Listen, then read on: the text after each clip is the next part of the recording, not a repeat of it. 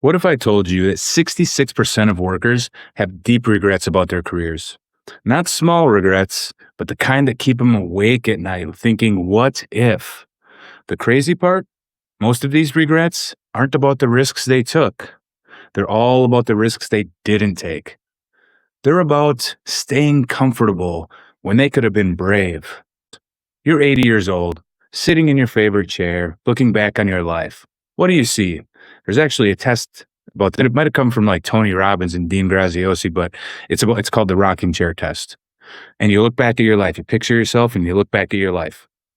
That job you stayed at for 20 years because it was safe, the business idea you never pursued, the girl you never asked out. This isn't just a story, everyone. This is what happens when your comfort zone wins. And believe me, it wins a lot.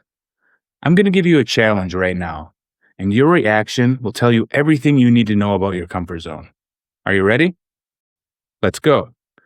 Pick up your phone and text someone you've been meaning to reach out to. Go ahead. I'll wait. Did you do it? Or did you think of a reason why you shouldn't? Maybe it's been too long. Maybe you don't think they want to hear from you. But that pause, that hesitation, those excuses, that, my friends, is your comfort zone talking. And here's the scary part. 60% of people regret not asking for a raise, not speaking up, not taking action when they had the chance. Your comfort zone has been making these decisions for you your entire life. But why does this happen? Before we go on, hey everyone, it's Jay with Life Next Level, coming at you with another hard-hitting video on personal growth, motivation, all that stuff. Today, we're talking about how your comfort zone is killing you.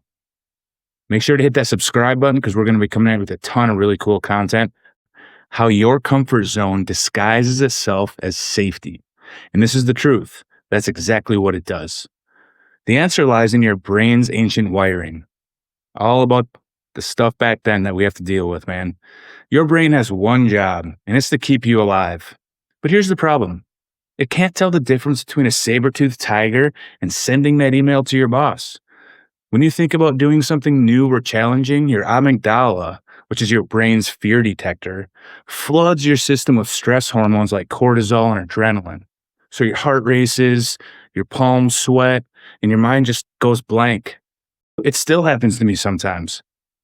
But hey, this isn't a weakness. This is literally your ancient survival system treating every unfamiliar situation like a life or death threat. Research literally shows that social threats trigger the exact same response as physical threats. Let me paint two pictures for you. I'm going to be painting a lot of pictures for you today. Now, these are all theoretical people, but I bet you or someone you know, we all have, and some of us still probably do at certain times. So two pictures. First, we'll call her Sarah. She's been at the same accounting job for 8 years, and every Monday morning, she feels sick to her stomach. Have you ever felt that, by the way? Oh my God, I definitely haven't. So, she does what a lot of us would do. She updates her resume every couple weeks, every month or two, but she never sends it anywhere. The thought of interviewing makes her panic, so she stays put. Same shitty job, same shitty feeling every Monday morning. Then there's Mike. He's had the same business idea for 3 years and knows his marriage needs work. But both conversations and next steps feel impossible. So what does he do? He scrolls through his phone instead and just hopes everything will get better on its own. It has to, right? But here's what Sarah and Mike don't realize. Every makes the next feel more impossible. Every day at that soul-crushing job makes leaving feel even more terrifying. Look, your brain loves patterns. When you choose the familiar path one, it creates a neural pathway. Choose it again, that pathway just gets stronger. Do it for years. Those familiar brain circuits become dominant while the connections to new experiences, they weaken and they fade. This is why speaking up in meetings gets harder the longer you stay quiet. This is why starting that business or just taking the first steps feels more and more impossible every single year you wait. This is why asking out that girl or that guy gets harder day by day until they're eventually with someone else, and then makes it a little bit easier because you can't do anything. The cruel irony, the thing that feels like it's protecting you, that comfort zone, is actually destroying your ability to handle life. Think about that. It's destroying your ability to get ahead, to handle life, to roll with the punches. It starts to fade. Your confidence in new situation disappears. Your ability to handle stress, it weakens and fades. You become like a muscle that's never challenged, just weak and fragile. Comfort zones trick you into thinking you're in control, but they're either growing or they're shrinking every single day. And if you're not actively pushing the edges, yours is getting smaller. The real tragedy, though, isn't just what you're missing today. It's what this pattern creates over time. So let's talk about your regret factory. How today's comfort creates tomorrow's biggest mistakes. Here is the brutal truth about regret. It's not about the mistakes you made. It's about the chances that you never, ever took. Research shows that when people look back on their lives, they regret the things that they didn't do way more than the things that they did, even if the things that they did, they got a no or a bad response. The job they never applied for haunts them more than the job they took and hated, or the job they applied for and got rejected. Picture Tom at retirement.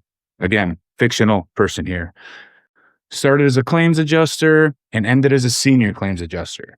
Same desk, same routine, same paycheck that barely kept up with inflation, if at all.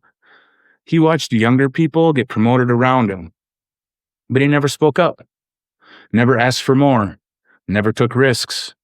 Now he's calculating how much money he lost by playing it safe. I mean, it wouldn't be shocking if it's a couple hundreds of thousands of dollars. The career regret hits really hard. LinkedIn's research literally shows that 66% of workers have career-related regrets. 60% regret not asking for that raise. Think about that. They regret staying quiet more than they would regret to hearing a no. Another 58% regret not negotiating their starting salary. And this is a crazy one. Maybe not. Half of all workers regret their entire career choice throughout their life. But of course, career regrets are not the only ones that sting. Avoiding tough conversations in any way, shape, or form can destroy relationships slowly. That fight you never had with your brother, 20 years later, you barely speak. The marriage counseling you avoided, because let's be honest here. I probably would try to avoid it too. It doesn't sound comfortable, right? Well, your spouse found someone who would talk to them. That friend you meant to call after that argument, they stopped waiting around. Every single comfortable choice has a price tag that you don't see until it's too late. You think you're saving money by not taking that risk, but the truth is, you're actually losing the compound interest of growth. You think you're protecting your relationship by avoiding that conflict and avoiding that conversation, but you're actually watching it die slowly from neglect, at some point from the sidelines. Here's what makes regret so painful. Certain opportunities feel like once they're gone, they're final. They're gone. Research on lost opportunities shows that regret intensifies when we perceive that chances have permanently vanished. You can't go back to college the same way at 60 as you would at 20. You can't start that business at 70 the same way you could at 30. Now, look, I'm not saying it's out of the realm of possibility. People do it, but it gets harder and harder. And some doors, they just close forever. The pain of staying the same eventually becomes greater than the pain of change. But most people realize this when they're already trapped. It's too late. But there's honestly something even more insidious happening than most people even notice or see. So let's talk about your shrinking circle, why comfort zones get smaller every single day you don't expand on them. Your comfort zone isn't staying the same size. It's shrinking every single day you don't push it. I know we alluded to this earlier, but most people just think they're maintaining the same status quo, but that's not how your brain works. But yeah, most people, I've been included in this. Yeah, I'll do it tomorrow. I'll do it in a month. I'll get on that later. And that later, you know how that works. Procrastination, always an excuse. That later becomes a year, then it's 18 months, and it's 2 years. And I hate to say it this way, but you're either growing or you're dying. There is no middle ground. Think about that for a sec. You're either growing or you're slowly dying. Wouldn't you rather grow? Think about courage like a muscle. Use it regularly and it gets stronger, it gets bigger. Let it sit idle and it just wastes away. Same goes for confidence and your ability to handle tough situations. Every time you avoid that difficult conversation, you get worse at handling conflict. Every time you skip that networking event, you become less comfortable meeting new people. And every time you postpone that big decision, any big decision, making decisions gets harder.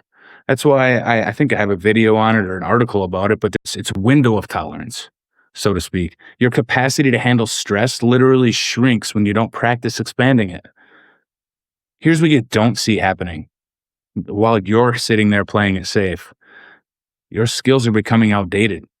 I'm sure you see this more and more today. It seems to happen faster and faster every year, right? Now we have AI. Technology moves fast. Industries change fast. New ways of doing business emerge every year. While you're staying comfortable in your current role, someone else is learning new skills that will make you irrelevant. The job market does not wait for you to catch up. Some of you may have learned that the hard way, and I'm sorry, that sucks, but I've seen it too many times. Let me show you how this plays out in real life. Again, fictional Mark here, but you probably know someone like this. Hopefully it's not you. He's been a graphic designer for 10 years. He knows Photoshop inside and out, but he's never learned that new design software everyone's using and talking about. He thinks his experience will protect him, but when his company downsizes, he discovers the hard way that his skills are outdated. The younger designers aren't just cheaper, they're more adaptable. Mark's comfort zone made him very vulnerable. Each challenge you avoid makes the next one seem more impossible. And this creates a downward spiral. Man, it's not good. It's not fun. I've been there. The world gets smaller and smaller. Things that used to feel manageable now feel hugely overwhelming, like they're piling on you. And you start believing that you can't handle difficulty, even when you probably can. It's going to be harder now than it was yesterday, but you can still handle it. But you don't think you can. Your brain creates patterns based on your choices. Choose the comfortable path. Choose the comfortable path over and over, and those familiar pathways get stronger, while the connections to new skills literally weaken from lack of use. Not practicing new abilities makes them harder to recall. It's basic neuroplasticity. Your brain becomes wired and fires on the expectation of comfort, and they fear change. Meanwhile, life around you just keeps evolving.